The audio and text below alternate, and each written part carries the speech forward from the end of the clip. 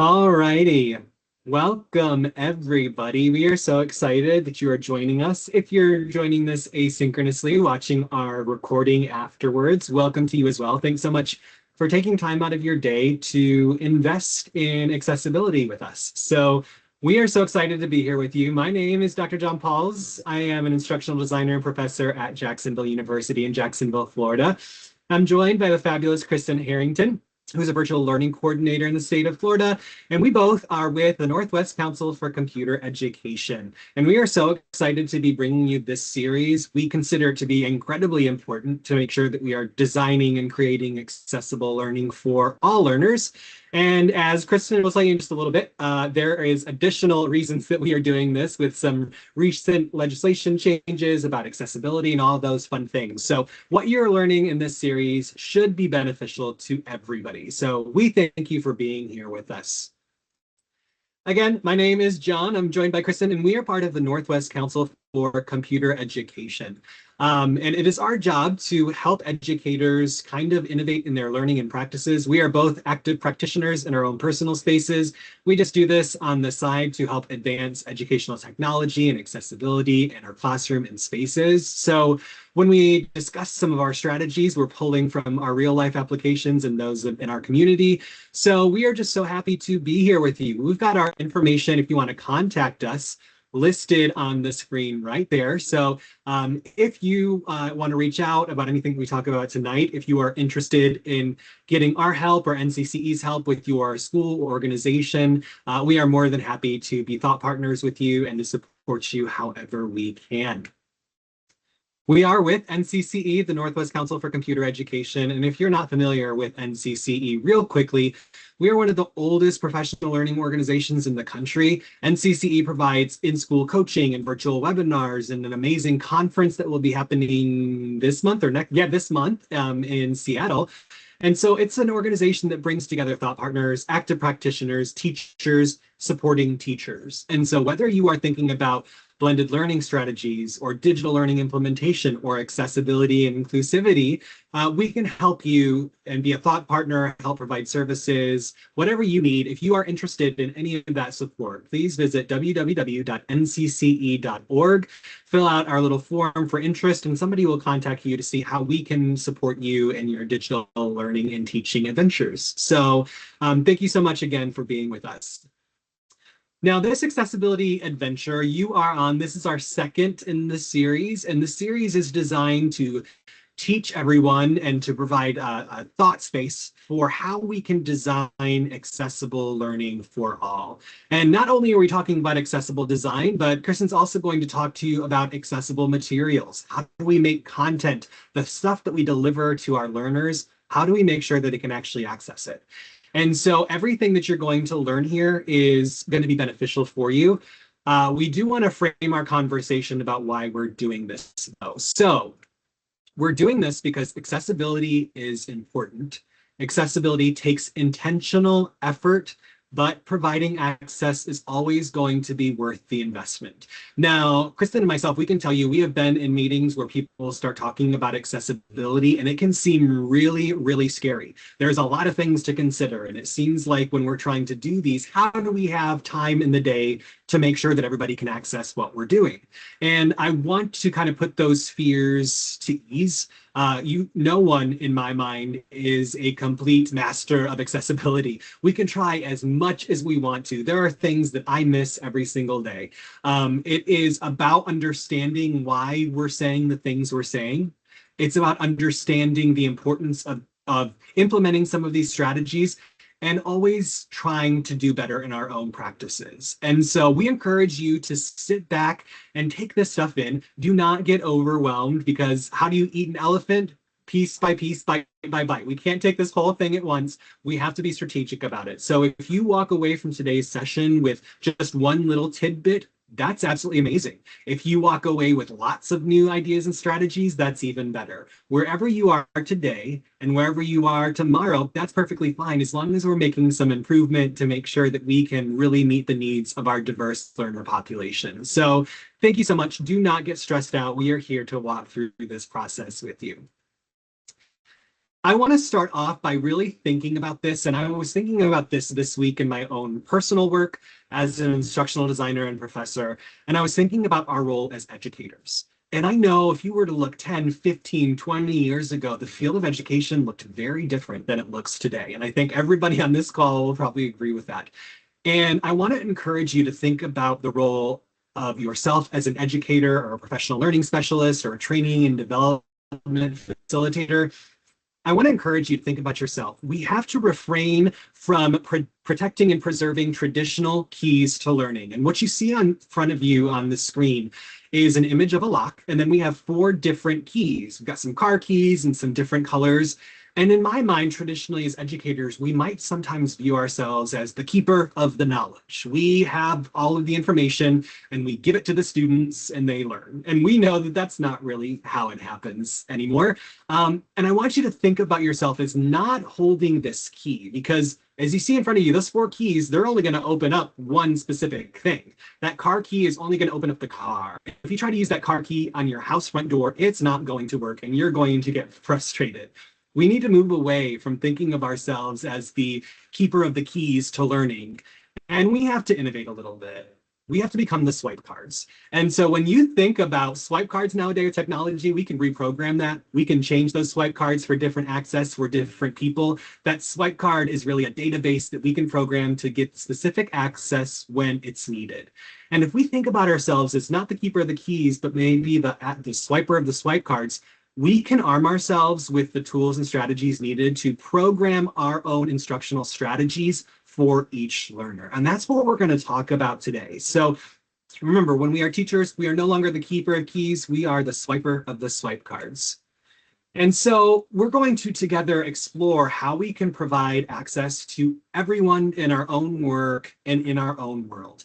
And I would say that in 2025, it is really important for all of us to lead with empathy, with understanding, and with that understanding that we have a diversity of students, we have a diverse population in our schools and classes. And as educators, we want to meet everybody where they are. And so we are going to work through that together. So again, we appreciate you being here and investing your time in this space. As a quick little PR, this is actually our third little session of this series. We're going to be talking about representation today. Next month on March 13th, we will meet once again to go over action and expression. And if you visit that tiny URL, and maybe if Kristen can throw that in the chat for us in case anybody needs it, you can also scan the QR code. The tiny URL is t.ly/_ capital V lowercase y 52. This is going to take you to a website where it has not only previous recordings for our previous sessions, but you can also register for future sessions. So if you are interested in seeing what we've talked about before, want to catch up on some learning, if this is your first time, please make sure to visit that and join us next month on the 13th, where we're going to dig even deeper into some of these topics. So let's first start by situating our own identity. I want you to stop for just a second, and I want you to think about who you are. If somebody were to ask you to identify something about yourself, what is that identity? What do you think of yourself when you speak of yourself to others? For instance, myself. I am a mid-30-ish dad to a child with special needs. I am a worker. I'm a white male. I'm part of the LGBTQIA community. I have many different facets of my own life and being that inform who I am. And I know that that is the same case for everybody on this call. We are all different in our own ways, and who we are as people shapes our identity. And that identity shows up into all spaces that we enter, whether it's our classrooms, whether it's our hallways, whether it's our virtual Teams meetings. We cannot separate ourselves from our identity. So how can we use that identity and the identity of our learners to really make more accessible learning? How can we leverage that unique identity to make lasting impact in our educational moments? That's what we're going to explore today. Identity is a complex and multidimensional concept that shapes how we see ourselves and how we see others. We cannot separate ourselves from our identity, but we can leverage that identity and focus on the identity of others, learn, adapt, and grow. And we can hopefully cast that wider net that we always talk about when we are talking about instructional strategies. Our learners' identity should also inform how we design their learning. And we'll think about that a little bit more as we continue.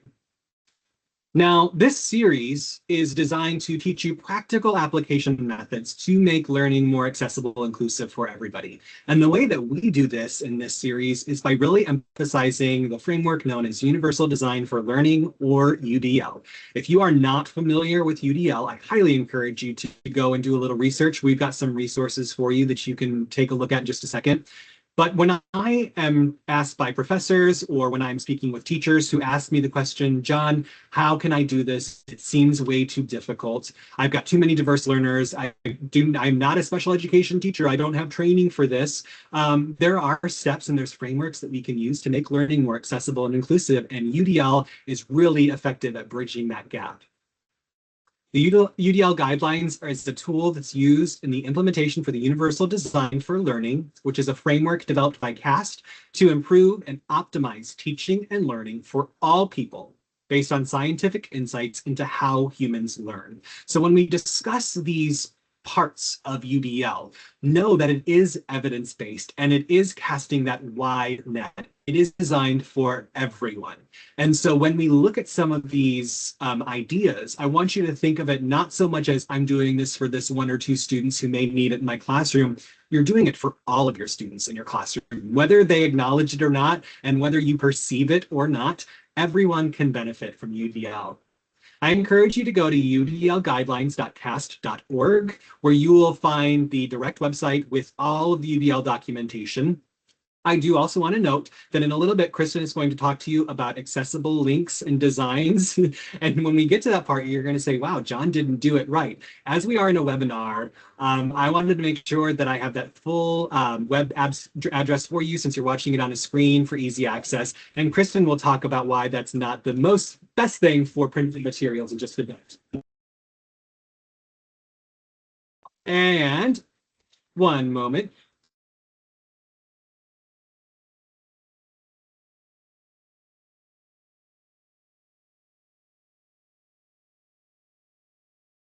I'm just going to point out really quick that John actually used a really good strategy here, putting the full URL, and there are times where we would want to do that in this case so that you all can access the content that you need. But we'll talk a little bit more about that when we get to that point. But I'm glad you pointed that out, John, about the URL, because we actually were going to talk about that, how there are times when it is beneficial to have that full URL there.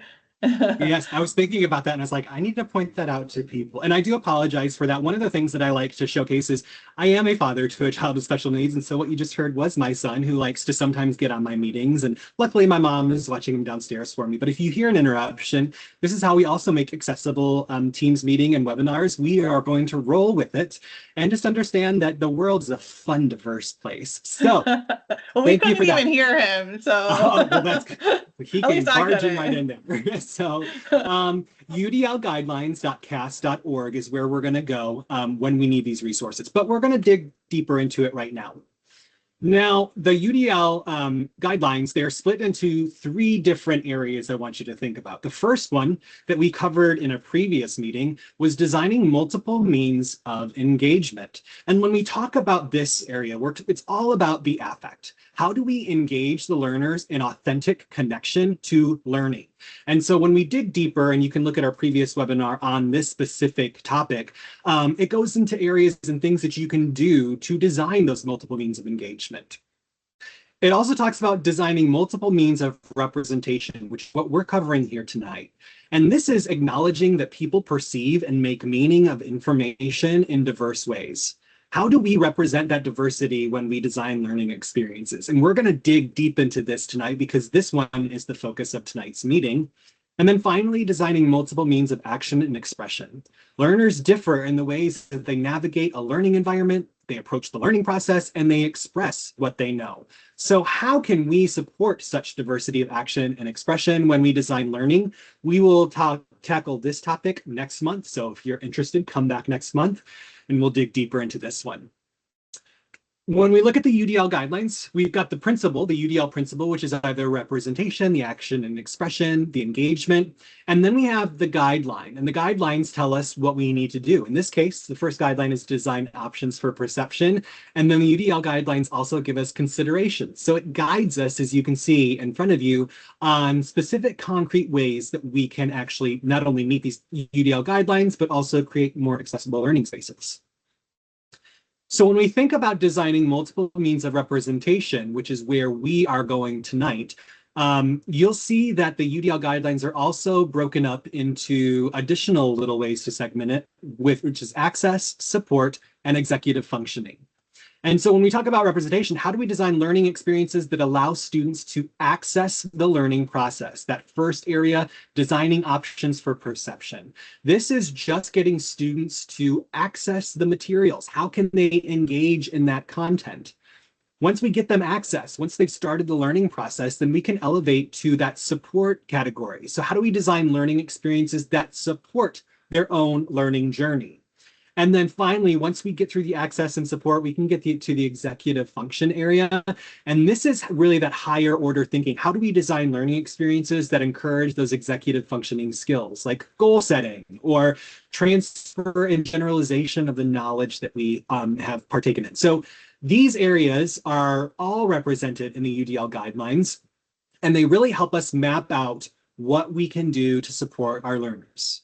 What you're seeing in front of you right now is that complete set of the UDL guidelines. We can see we've got the engagement, representation, action, and expression, and you can see the different areas and the guidelines and the considerations for each level of support as we're going down. The goal of UDL is learner agency that is purposeful and reflective, resourceful and authentic, strategic, and action-oriented. That is the goal of why they created UDL, why they invested in the research for UDL. And so keeping in mind that learner agency is going to be super important as we move throughout our learning design process. So today's meeting, we are all about representation. We're going to dig a little deeper into this area, and we're going to explore some ways that I design for multiple means of representation and how others do. And if you've got different ideas, we encourage you to, we're going to give you a document in just a little bit where you can put your own ideas. But we need to think about how do we design for multiple means of representation in our learning? What does this have to do with our identity, and why is representation important? And we're going to talk about all that right now. So when we look at perception or design multiple means of representation, this is what you will see if you go to the UDL guidelines website. First, to access the materials for our learners, we want to support opportunities to customize the display of information. So whether they are reading on a screen, whether it is a book reading, a PDF, how can we support our learners to customize that display of information? How can we also support multiple ways to perceive information? So receiving that visual stimulus or that auditory stimulus, the instructional stimulus, how do we support the diversity of learners and how they perceive content? And then how can we also represent a diversity of perspectives and identities in authentic ways? Once they have access, we can move to the support, which is designing options for language and symbols, and then the executive functioning, which is building knowledge. And we're going to go through all of those in just a second. So what I would like for you to do, and if you're joining asynchronously, you can tweet out your, I wouldn't tweet, but if you go to LinkedIn, you could use hashtag IMNCCE, or you can do @NCCE EdTech and respond to this question. But when you think about designing multiple means of representation, what does that look like in your own practice? If somebody were to come to your classroom or your training session and they were to say, hey, how do you deal with multiple means of representation in this session? What would you answer? What would you answer? And if you're joining us live, you can put it in the chat. We would love to see. And everybody's going to have a different response to this. I can only speak for myself, but I've been doing this for a while, and I try to get this right as much as I can in my classes. There are days where I fail, but I definitely put in a solid effort. But when I think about multiple means of representation, I think about making sure that regardless of my students' perceived ability, that they have access to content. And so in my classes, I know I have a diverse array of students. I have some students who are English language learners. I have some students who have been in the United States their entire life. I have some students from different socioeconomic backgrounds. I have students who work after class. I have students who do not work after class. I have students who have a difficult time in academic subjects and students who do not. I have students who have an identified learning disability and students who do not. There are so many different considerations in my current 80 students that I have this year that you could get a little overwhelmed when it comes trying to meet everybody's needs. And so when I do my own design, I like to really try to cast that wide net. And so maybe we have considerations that deal with auditory, visual, hearing considerations, our neurological considerations. There are so many different things that we can do to implement in our classes that will make it more accessible for everybody. So let's take a look. So when it comes to designing multiple options for perception, this is where we're going to support the opportunities to customize the display of information. We're going to support multiple ways to perceive information, and we're going to represent a diversity of perspectives and identities in authentic ways. And I will give you a rundown of how I view this, and there are some easy ways to kind of get this done. First and foremost, that support opportunities to customize the display of information. This is why I'm a big advocate for using learning management systems, even if you have a face-to-face classroom and higher education. This is why I'm a big fan of using digital content. If I am not using digital content and I'm just doing a paper handout or a worksheet, I am giving no opportunities to customize any information. If I use a learning management system, a lot of them already have embedded features in there that help meet this. So we use Blackboard at our institution, and in Blackboard, we have a little plugin known as Ally. And Ally will give automatically these different options for students to customize the text-based information as they need it. And so without me as the instructor having to do too much work, as long as my materials that I put in there are good to go, my students will have that opportunity to customize their display of information. If I wasn't using digital materials and digital content, they would not have such opportunity. And when it comes to supporting multiple ways to perceive information, this is a big one just because my brain tends to shut off if I'm in a class that just makes me read for 15 weeks. And so one ways that I tell my instructors when I'm working with them is, can we do some videos in addition to those text-based papers and content? Can we do some podcasts? Can we have some project-based learning? Can a student do an interview with somebody and have a real-life conversation with them? When I cast that wide net and move away from just one format of content presentation, I know that I'm already making more of an impact with my learners, whether I get that verbal confirmation or not. And so something as simple as maybe finding a video resource from an authority that you are reading, or maybe you have a play that somebody can watch. You've read the text, maybe you've got a play that somebody can watch a recording of, or maybe you have that interview process or creating a project instead of writing a paper.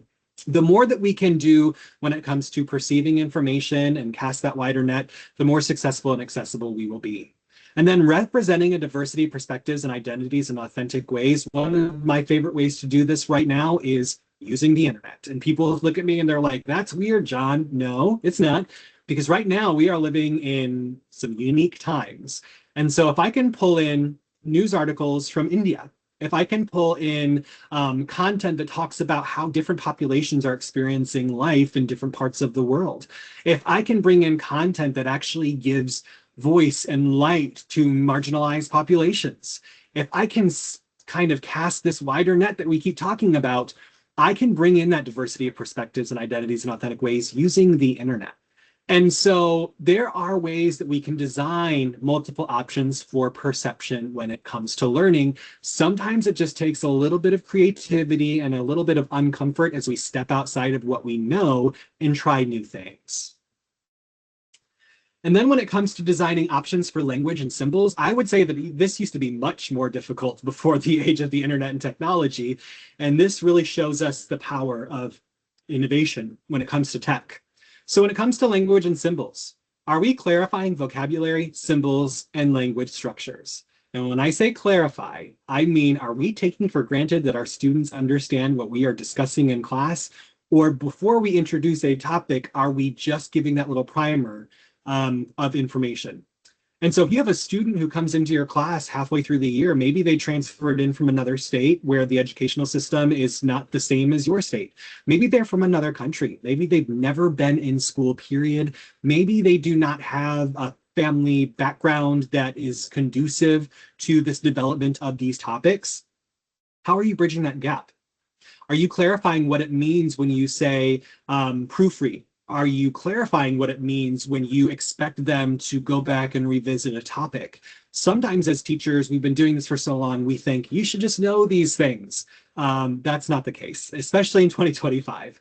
And so I encourage you to clarify things like vocabulary that may be unknown, clarify symbols that you may have in your classroom or content that they may not be aware of, and the language structures that you use. And if the student is making those mistakes, how can we have that coaching conversation and that instructional conversation to kind of bridge those gaps?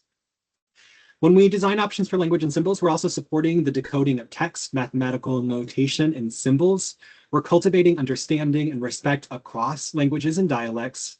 We're addressing biases in the use of language and symbols, and we can illustrate through multiple media. Kind of just like I was talking about multiple means of presentation, you'll see these, we've got some similar themes that go throughout these. And so when we talk about this, I immediately think about my son who is non-speaking, who uses a core board, which you'll see up here. I've got a little picture of a series of core boards, which is just a piece of paper with a series of squares with different pictures in each square. And my son, when he wants something or he's trying to communicate with me, he will point to a specific picture on that square, and we work on building sentence structure and all of those fun things. But it doesn't have to be a student like my son to benefit from language and symbols. I encourage my professors that I work with in my own classes, the more visual stimulus that I can use to accompany the written word, the more likely I am to make meaning with learners who need those symbols. And so it's not, in my mind, cluttering up content. If there's an important topic or concept, use some symbols, use some pictures to just reinforce the written word. We'll be more successful. We also have like translation services. We are living in a world with artificial intelligence, with apps and platforms that can translate pretty successfully content and have conversations. And so are we leveraging those tools? I will fully admit that when I came from K through 12 and I went to higher ed and I started teaching my first class, I was used to K through 12 where you would be notified if a student needed accommodation. You would be notified if something special needed to happen for your learners, and that's not the case in higher education.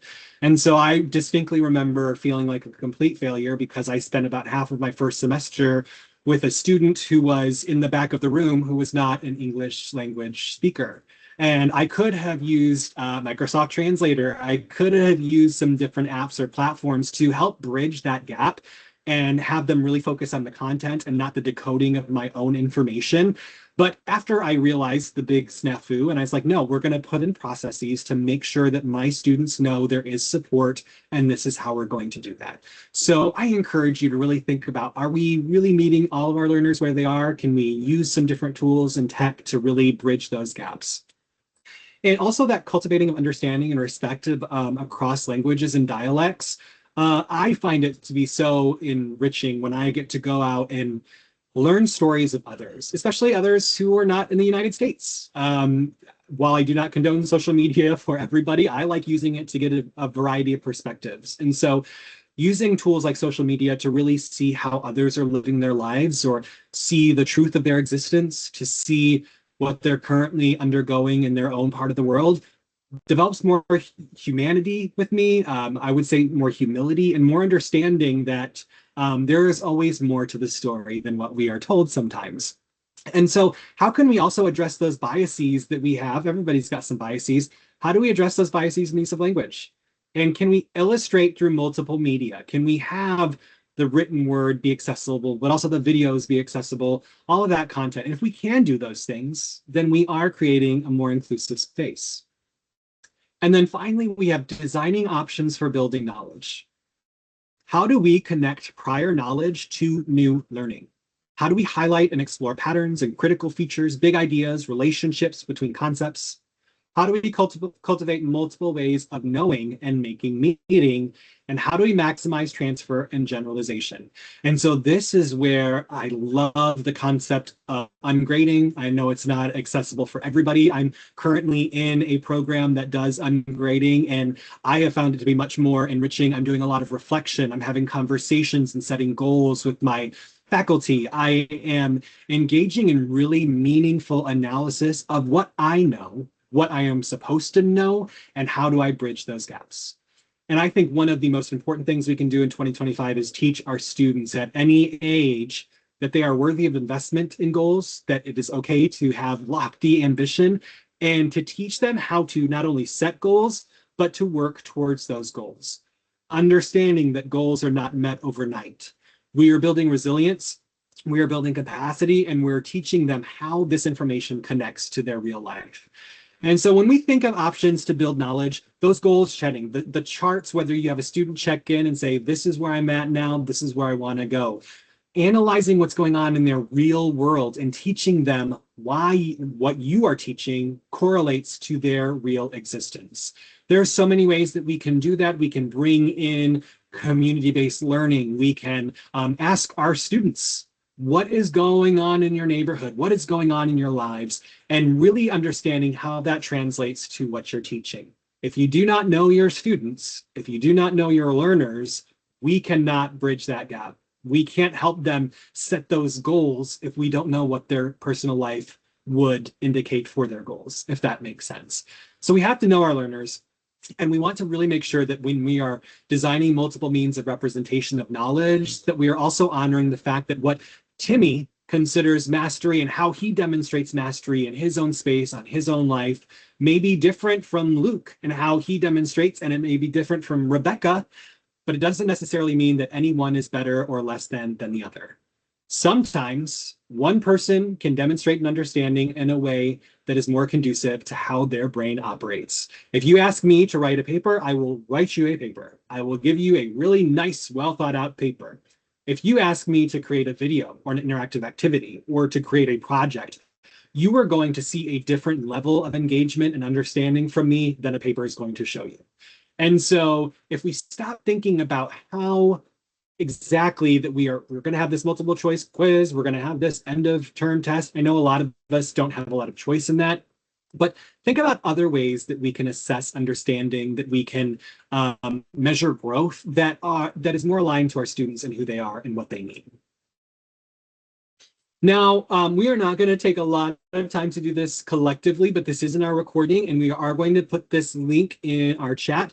But this is an NCCE community collective. And what this is a living document that you can go right now and contribute to. And if you go in this document, it's going to have different tables for designing options for perception and executive functioning, all those fun things. And if you have an idea about how you currently do these things in your classes, we would love for you to go find a square in this document and fill out with your idea. You can keep it anonymous. If you want to put your name and contact information, that's totally fine as well. We would love to have a little partnership with you and to continue to expand on this. But this is designed as a centralized space to house our conversation and our ideas, and it will give us some more breadth when it comes to understanding how this might look in our classrooms. So the website address, there's a QR code on your screen, but it is bit.ly/41 lowercase k, uppercase T, lowercase d, lowercase a, lowercase b. We'll put that in the chat as well for you. We would love when you have time, either during the session or later on tonight, tomorrow, whenever, to contribute to our community collective so that we can just give some ideas to others when they need that inspiration.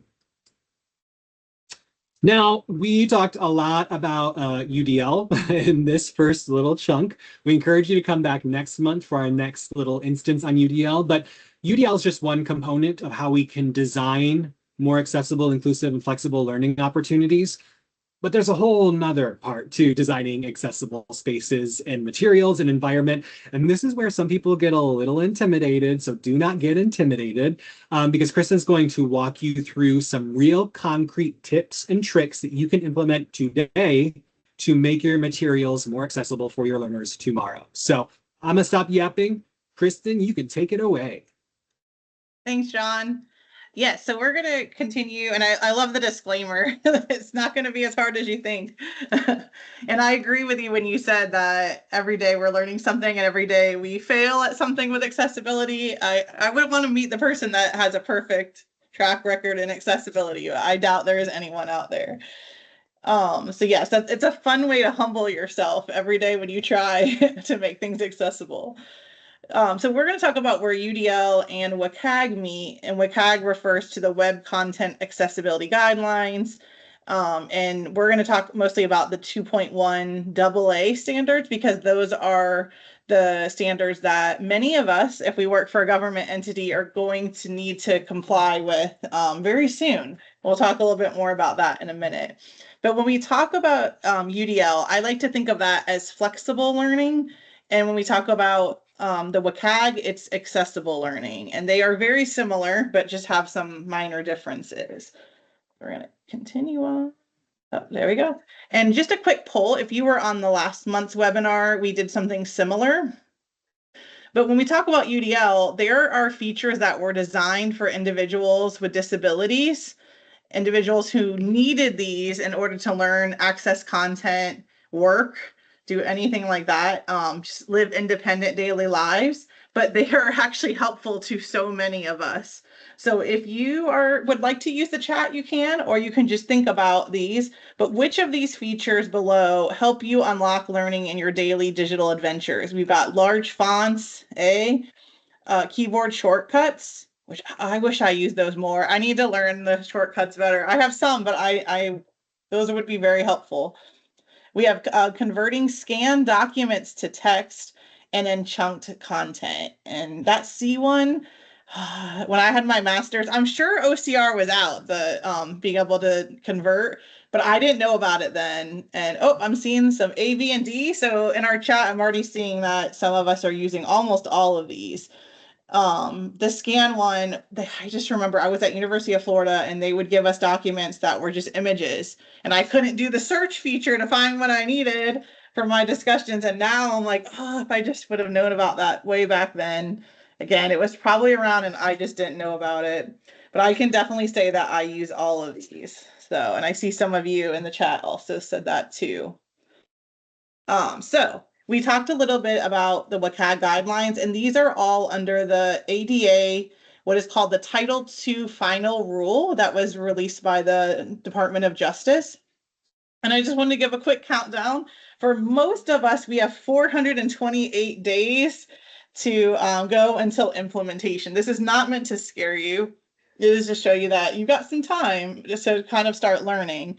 And there are some that do not need to comply until April of 2027, but that is a very limited number. It is by the size of your district according to the US Census. So even if you have, like, say, a school district with only maybe like 14,000 students, it's not the size of the school, it's the size of the entire district, everyone that lives there.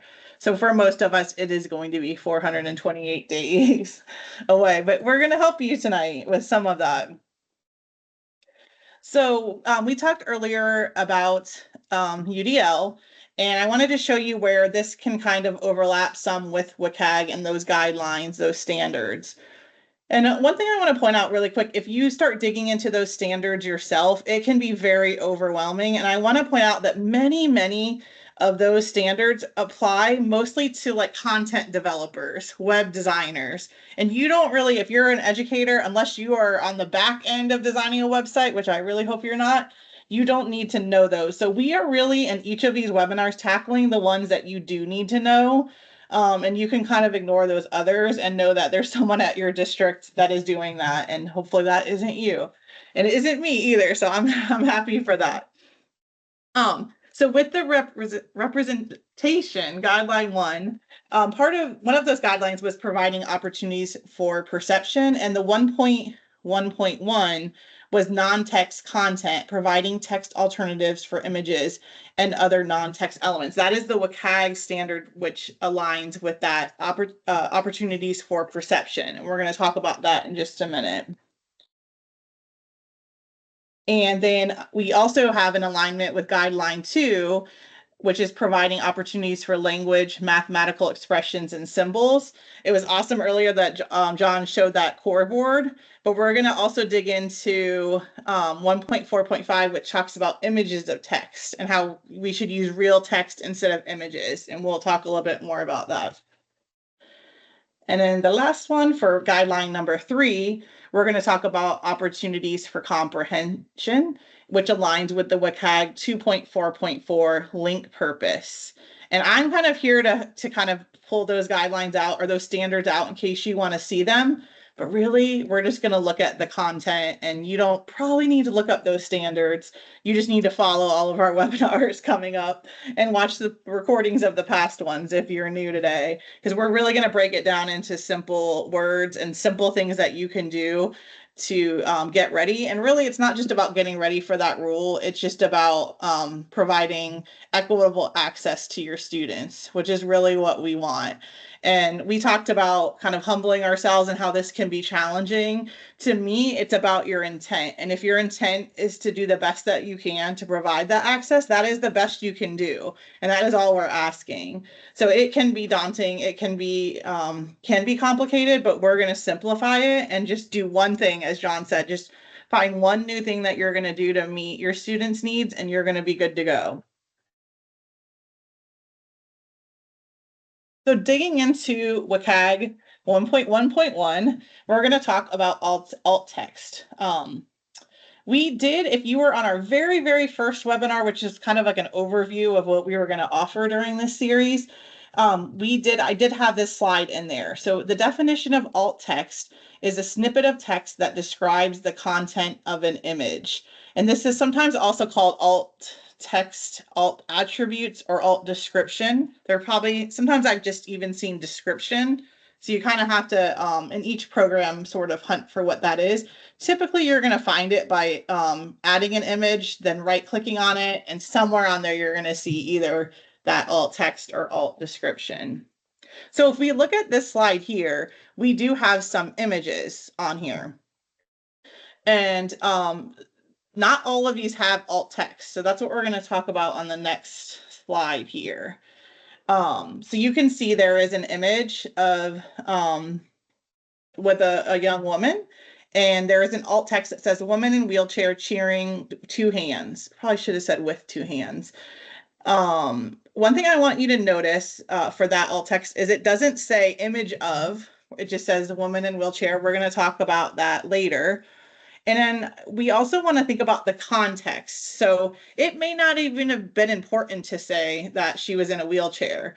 It would really depend on what we were trying to get across to the person accessing the content on whether we would even need to say that. And I want to also point out on here too that there is an option to mark that as decorative. And most programs do have that option, including Canva, which we're using today. And it can be very helpful. So looking at this slide, just to give you an idea, the image that we're looking at right now, we wouldn't want to mark that as decorative. If I'm teaching you right now about alt text, I want to know what that image is. And I would probably describe this saying how to add alt text to an image in Microsoft Word or Microsoft PowerPoint. And then I would want to detail the way that you would do that and what this looks like. So I would say there's a blank for you to fill in your alt text.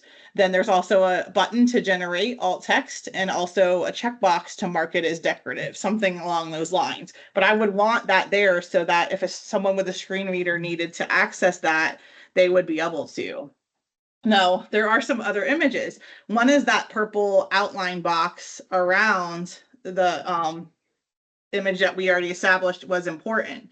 That is something that we would mark as decorative because a screen reader doesn't need to read purple box, or even down below where there's that little purple border behind the title. we wouldn't need that to be read either. And you can start to understand if you were someone that was using a screen reader, it would get really frustrating to have to hear purple box, purple rectangle, and even other decorative things that could be even more extreme than that. So it's nice to have that option to mark decoratives that we're only giving the content we need.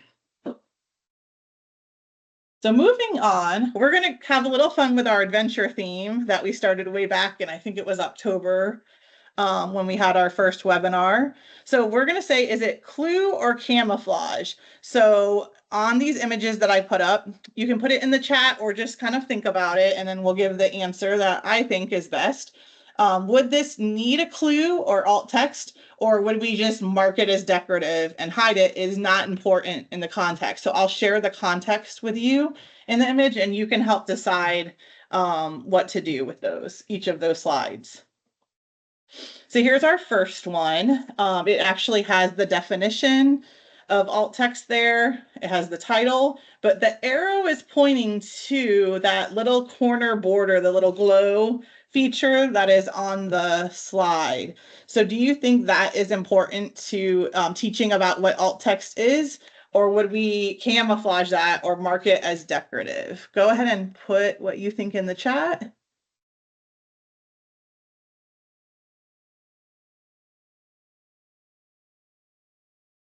I know what I would do. Oh, I love that they use camouflage. Thanks for using camouflage. Yes, that is correct. It is camouflage. So that is what we would want to do. Most likely, although we love the glow and I might want to tell someone about it, I think someone would get frustrated if they were just trying to find out about alt text. They don't need to know about the glow corner feature in this document or in this slide. So now if we look at this one here, this is going into a little bit more of UDL. It talks about how recognition networks is the what of learning. It says it's how we gather facts and categorize what we see, hear, and read. But what it's pointing to on the arrow is this image of the brain with part of it highlighted to show that this is where that recognition networks are learning. UDL terms are hard to say. I'm figuring out tonight. You did so good, John. They're not really tongue twisters. I don't know what's wrong with me tonight. But with this brain here, what would we say? Would that need alt text? Is that important to the context of what we're learning about? Or could we camouflage that or mark it as decorative? What do you all think?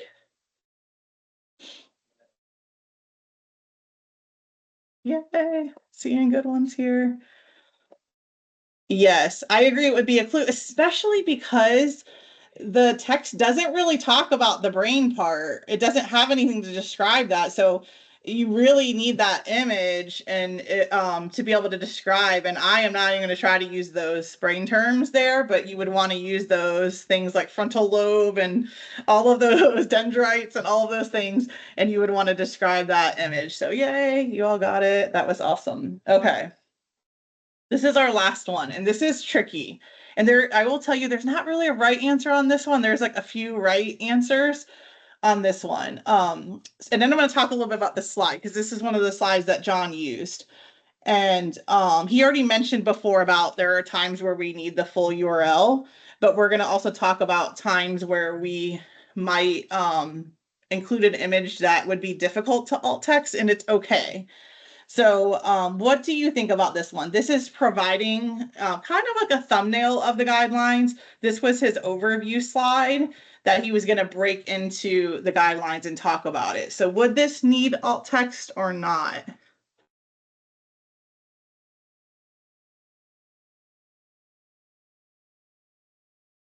I know this one's tricky. Well, I can think All right, I am seeing one yes so far.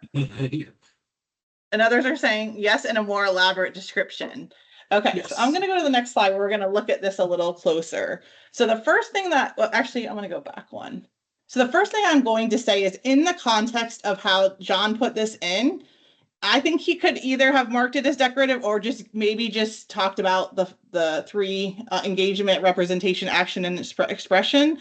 because he's not going into detail. However, if he were going to use this to really dig into those areas, then unless there was text on the slide, I would say it probably would need a more of a description, as you all said. So it really, really depends on that. I don't know if everyone would agree with me on that, but that's probably how I would do it. And this is where I said there's a lot of right answers. It gets tricky, and you could talk to probably a lot of accessibility professionals, and they might all say something different. And WCAG doesn't really point out exactly the right way sometimes, so it can be a little frustrating. Well, and I know for me, like if I were to put, because I've done stuff with this specific thing in modules and things, so I may include the picture. And I think what I've done in the past is on the actual, whether I'm designing it in a program or whatever, the written word, I break all of that stuff down. And I think maybe in my alt text, I would put something like an image of the UDL guidelines, and then Yeah. maybe for more information, visit blah, blah, blah, if I don't have it linked somewhere else, because I don't know that somebody would want to have alt text for all of this stuff, right? I think that it might be a little difficult to format that and how it presents with a screen reader and stuff, maybe. I agree. We have for the one of the things that my day job is we have a parent help desk, and we have a monthly report we send out to all of our stakeholders, and I always include the image of it in the email because some people like to access it that way, but then there's also a PDF that's fully accessible. I hope I do my best. And I always in the alt text will say what it is, but then say the full accessible PDF version is attached in the email, because that's the one that a screen reader will read. There's no way I could capture everything. But why? So we're going to talk about how a screen reader reads alt text. Now, I am not an expert at using a screen reader. I barely can use a screen reader. It is almost like learning another language to use a screen reader, and those that use it are great at it. But I just want to give you a background so you understand more of the why, and it might help you make some decisions about alt text.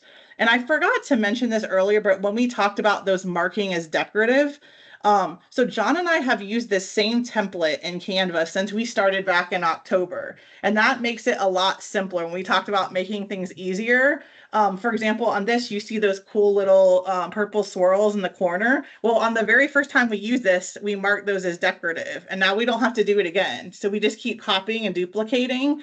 Using slide masters is also helpful if you're using something like Google Slides or PowerPoint. They have slide masters. But even in Canva without slide masters, we just duplicate, and then we don't have to worry about it because we already did it. So using things over and over and doing the alt text to start makes it just a lot easier on you. So I just wanted to point that out. And I will also point out, just from a Canva super user, and I know this is the case for other platforms as well, typically a lot of times if I were to use an element or an image from these programs or platforms that provide those, a lot of times alt text will be included with those imagery. Now, it doesn't mean you don't need to still look at that alt text and make sure that it is appropriate for what you are doing. But another benefit of using some of these platforms, one other thing I did want to point out was sometimes what I do when I'm designing content, I really like to use the sources from those materials. So if I'm linking to this UDL webpage, I might put a direct link, because I know out of all those web pages, John's course, even though I try to make it super accessible, I may have failed in some areas, but I can really guarantee how it's presented on UDL's website. They have different things that are baked in. So if we're using resources that are on these multi-million-dollar companies and these big organizations, sometimes linking directly to them will also provide more access, because they have some different tools and techniques that are embedded into their websites to make things more accessible as well. We don't always have to pull everything and make it our own in our own course if that's going to make it more inaccessible for those who are accessing it. Absolutely. That was a good point. So looking at, let me go back. All right, there we go. Okay. It didn't quite populate my animations like I wanted, but that's okay. So one thing I want to talk about with the screen reader is one thing to note, and I just learned this pretty recently within the last 6 months. The screen reader will read the entire description with no pauses. So when we're looking at an image like this, if we were even going to try to capture everything on here in the alt text, that would be very difficult. It's not, I don't know many of us that could listen to that fully through without pausing and be able to process it. Even someone that's really has better listening skills than me, that would be challenging. And in order to then review that information again, if you didn't catch everything, you have to go back and listen to the entire thing again. So it's a little different than when a screen reader is jumping from like style to style or heading to heading. It actually reads the entire thing. So that's a reason why they'll tell you to be concise with your alt text. And then, as John said, this is a good opportunity to link. And if you remember on his slide where he had it there, he linked back to the guidelines. So he did it perfectly where that is what we would want to do, where a screen reader will jump from heading to heading, which is what we want. And I've talked about this before, but the screen reader will already indicate that it is an image. So you don't need to say image of UDL guidelines. You can just say UDL guidelines. Otherwise, it will be redundant, which again, it's still accessible, but it can get frustrating to someone, and it's just not as efficient for them to have to hear it twice. So we want to try to avoid saying image of, and I was guilty of that. That is how I used to alt text. So I have been there, and if you're doing it, it's okay. You know now, and that actually makes things faster for you when you're doing alt text to be able to remove that. So aside from alt text, this is a super quick one. It'll probably, hopefully take me like a minute to get through this one. We're going to talk about images of text and using real text. So this next slide here is an example. Maybe I'm trying to get there. There we go. John has a good example. This looks like a really cool image, but it actually is text. So a screen reader will read that UDL. That is what we want to do. I found this one online. I'm sorry for whoever created it, but it was a good non-example. So there is all kinds of text in this little graphic here. There's UDL facilitator badge, UCD Dublin. I guess you could probably alt text all of that, but we want to try to avoid doing that. So if I was creating a slide and I needed all these things, I would want to create like shapes separately with text over it, and then the screen reader would be able to read that text. So we want to avoid what I used to do when I create websites where you put a button with the text already on it, because the screen reader is not going to read that. We want to use like built-in features in our LMSs. And those of you that do have to add content to websites, we want to use those built-in buttons because then a screen reader will be able to read the text. That's just a really simple one, but something to think about. If you do use pictures that have text in them, you just want to include the alt text on those. So I don't know if I made it in 60 seconds, but hopefully I was close. In this last one, we had a little foreshadowing earlier about it, but we're going to talk about link purpose and creating clear and meaningful links.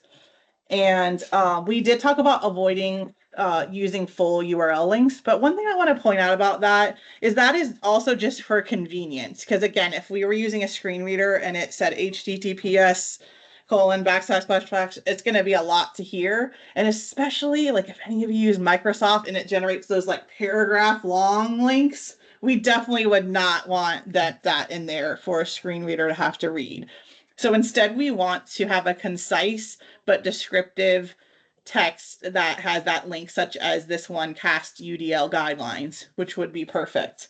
But as John pointed out earlier, if we're presenting a live presentation and we want you to have the link, we need to include it. And with print documents as well, if I'm printing a handout for you with a link, unless I have a QR code, I have to give you the full link. So there are times where a full link is still needed. And then on this slide, another thing to show you is we want a descriptive. So we want to say click for CAST UDL guidelines rather than click here. And this is one that I didn't always understand until I saw this next slide in a presentation. So again, I'm not a screen reader expert. I have to go off what I hear from screen reader users. So what I found out is that when a screen reader provides links like on a website, a document, a presentation for that user, it will give a list of all the links and they can decide which one they want to click on. So if we're looking at this list here, pretending like this is either a website or document, say, how do we know where we want to go? Well, on some of these we might. So where it says click here for UDL overview video, oh, I want to watch that. I know to click. But for the ones that just say click here, click here, click here, that tells us nothing. And even the one that says click here for video, well, now I know it's a video, but I have no idea what that's about. So this is a super easy way. It really doesn't take much more time to give a good description in your thing. So if you're sending, even in an email, if you're sending an email, to try to get in the habit of giving a little more descriptive other than just a click here. And websites, a lot of website programs, they have it built in for click here, like on blog posts and things like that, news features. And I have to like take that out of ours because it's the standard, and the standard just doesn't work for accessibility. It's just one thing I wanted to point out. And then this is fun. This is, if I believe it's only in Microsoft, but if you do have a need for that full URL to show and display, but you want a screen reader to only give a descriptive text, there is something called a screen tip, which a lot of people don't know about. So when you add the that URL in, just here, you can see it's where you would type in the address and type in the text to display. In the top right corner, there is something called screen tip. And you can actually type in what you would like the screen reader to read. This is also what will appear when you hover over the link. So again, I believe it's only Microsoft, but even in an Outlook email, this will work, and you can add that screen tip. So this is great for when you do need the full URL there. This is how you would go about it. So we have it accessible for everyone that needs it. All right, I think we're only going to do maybe like one of these because I know some of you probably haven't eaten dinner yet. But we're going to play a game. We're going back to our adventure theme. This is called Lost in Translation. So we're going to test your skills now at identifying accessibility errors. So I've got a couple here for you. This is the first one. I'm going to give you a hint. There's no real way for you to check alt text. So what we're really looking at right now are the links as well as the images with text. So what do you spot here on this slide? This is a Department of Justice ADA accessibility slide. Do you notice any errors? Yes, I see a click here. That is definitely. So if we had a list of links, that would not work for us. Do we see anything else? So there's one here that's two that are tricky. And I purposely put the full link for ada.gov, random link at the bottom. Yeah. So this is where it's tricky, because when we cite something, which this would not be a proper citation, but on another slide, I do have one with a proper citation there. It does call for it in APA, which is what we usually use in education, to have the full link. So that's another instance where we would need it. And then again, as John said, if we needed to provide that link in a presentation like this, where someone doesn't have access to the slide deck, we would need to put the full one. So that was a tricky one. But also this logo here, this Department of Justice logo, we would maybe tend to say that that wasn't accessible because it has a lot of text on it. But logos, although aren't exempt, they're exempt when it comes to color contrast in WCAG. They're not really exempt in alt text. However, I do believe as long as you put the alt text on this, it would be okay to put in because it is a logo. So logos are kind of like a gray area, and especially they are exempt from color contrast. So it's just a good thing to note. All right, we've got one more here. What do you think? What do you notice?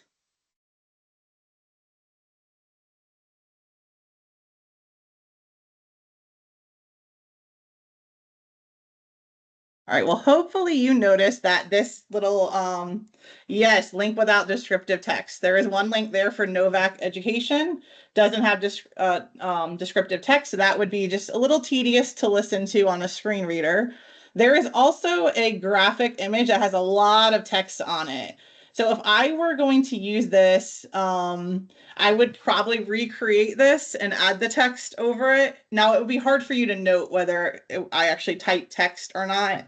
But in this instance, I did copy that from the internet, and it probably wouldn't be very accessible. I could add the alt text. It wouldn't be that challenging, but it would be better to add the text box over that image.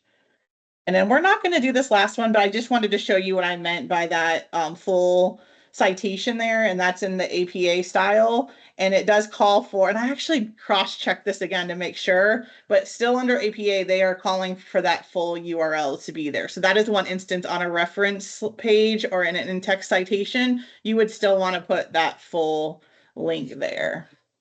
All right, and I think I'm turning it back over to you again, John, now for wrapping up. Perfect. Well, this was a lightning storm of fun when it comes to accessibility when we were talking about UDL. And then hopefully, I know that I will say today, I'm just getting ready to launch another wave of some AI training at my institution that I created. And I felt really bad. I was looking at Kristen's part of her slides this morning and I said, oh my gosh, I've got click here all over my stuff. And so I'm going back in there and I'm like, see, John, you don't know what you're talking about, but we all have room to grow. And so I'm very thankful for Kristen for sharing her expertise with all of us.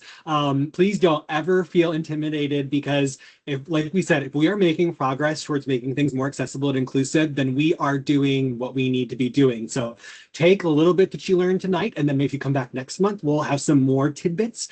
Speaking of next month, March 13th, 2025, from 7 to 8, we will be right back here. We'll be talking about action and expression. You can go ahead and scan that QR code.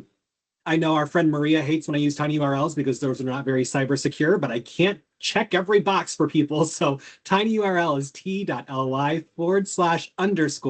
capital V, lowercase y, 52. We'll throw that in the chat. It should already be in there from our previous slide. So thank you so much for joining us. A couple of reminders.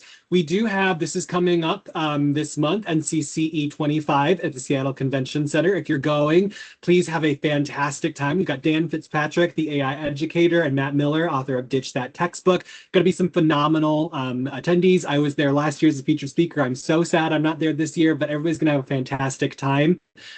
So be sure, if you have it in the budget for next year, look up NCCE for 26. It'll be happening February next year as well. That's all we have for you right now. We are so thankful for you taking your time out to be with us today.